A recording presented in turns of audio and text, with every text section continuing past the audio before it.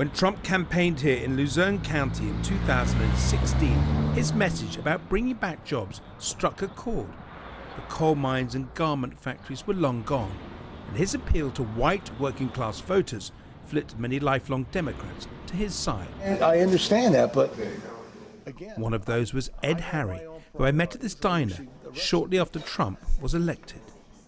I didn't want another politician, because I think every trade agreement we had have done nothing except take jobs from this country and send them all over the world.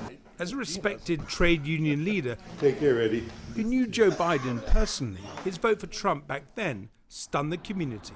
Returning to Luzerne County nearly 4 years later, little seemed to have changed.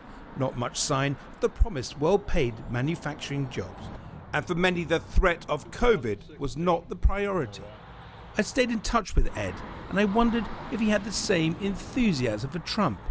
This time, instead of a diner, we met up in a gun shop. Easy to work. Ammunition's inexpensive. Ed has now spent over £1,500 on new guns here. Why? Because things started to get crazy. Things started to get crazy with a political party. Echoing Trump, he says radicals linked to the Democrat Party are behind the riots and unrest sweeping America. And it's one big reason, he says, that military-style guns like these are flying off the shelves in this part of Pennsylvania. Don't forget, I was a Democrat for 52 years of my life. I know how it works. I've been in the demonstrations that were peaceful, been there, done that. You could take my life if I'm lying. All of those people, there's no spontaneity in any of the riots that go on. As we talk, customers come in looking for guns and ammunition. Bob, the gun shop owner, shows me his bare shelves. Many around here are stockpiling. And Trump's law and order message seems to be winning him new support among Democrats here, even if the president is not personally liked. They hated Trump. They still hate Trump. But they're going to vote for him. Why? Because their Democratic Party that we grew up being part of no longer exists. It's gone. It's a sentiment echoed by local tow truck operator Bob Kudlowski. Let's get out of here before we get killed. Another Democrat who turned to Trump. We're going to go check this out. Reports of shots fired. When I met Bob here in early 2017, he was introduced to me as a local law enforcement vigilante who'd welcomed Trump's strong backing for the police. When I caught up with him, he was now speaking in one voice with the president. You just don't know what's going to happen from one day to the next. And I think people are scared to death what could go wrong if the Democrats take control of the Senate and the White House. Well, you see what's going on in the Democrat-controlled cities. Riots, shootings, murders. Well, people are allowed to protest, aren't they?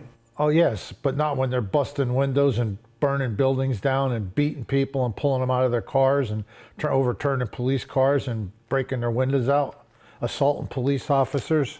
How's that peaceful protesting?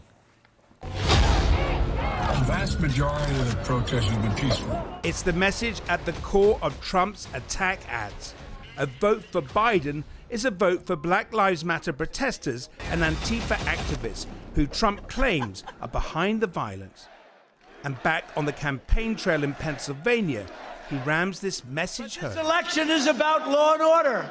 You look at Portland. We keep saying to the governor, look, Governor, Oregon, I said, Governor, let us go in. We'll solve the problem in 30 minutes. They don't want to do that. Well, they started when all the protests started in all the different cities. Lynette Villano is known locally as Trump's superfan. She took us to meet one of the county's police chiefs who believes many Democrats are backing the defund the police movement that's gained momentum following George Floyd's killing. I feel like what they're doing is patting us on the back, saying, hey, good job. Then they walk away, they're going to this family saying, we're going to defund them. We're going to defund them. I don't play that game. Because of these concerns, he's certain most police officers will vote for Trump. Every officer I spoke to in this area are supporting Donald Trump. How many is that? How many have you asked? 20 to 25 officers.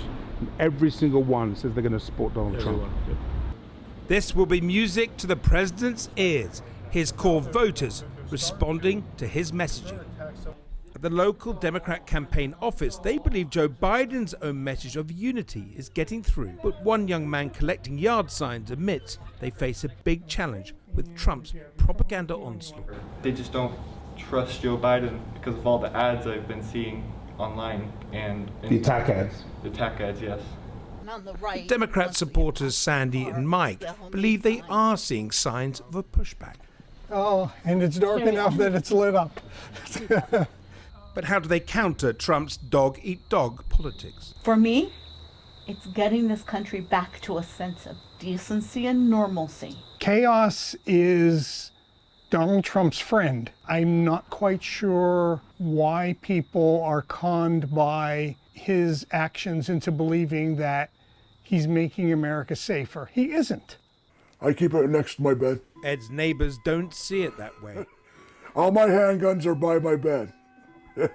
Eric and Mike have genuine fears over their safety, and they embrace Trump, their strongman, as they fear unrest could soon be on their doorstep. Because of the stuff that was going on all over the country. Now Philly started, Lancaster, which is an hour and a half from here. So it keeps getting closer. If that comes on your body, you're dead. Well, I'll tell you what, if they come here and try to burn my house down, I'm going to shoot the son of a bitches. Back home, Ed gets out his own guns, now always close at hand. It seems Trump's messaging has worked. They're front and center in all the violence. Nobody else. Black Lives Matter and Antifa. Isn't it kind of dangerous what you're saying in terms of like No, it's divisive?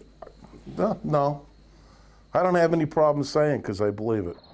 In nearly 4 years I'd known Ed, he'd gone from trade union campaigner who took a chance on Trump to sounding like a die-hard loyalist who now fears his former party.